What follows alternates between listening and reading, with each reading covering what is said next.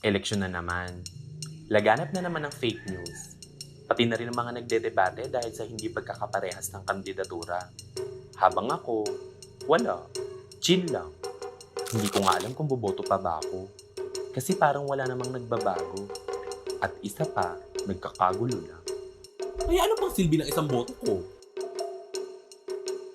Kaso, isang beses, tinanong ako Registered voters ka na ba? Sinong iboboto mo? Anong hanap mo sa isang leader?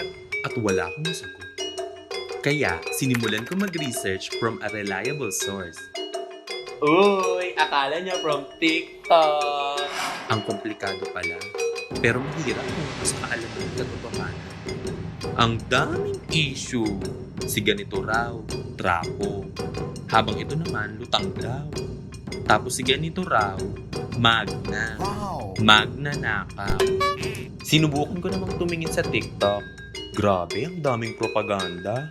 Sana lang, marunong silang magsiyasat ng tamang impormasyon.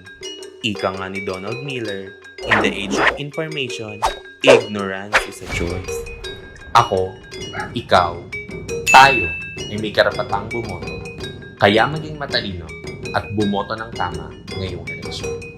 O, ikaw naman tatanungin ko, anong hanap mo sa isang leader?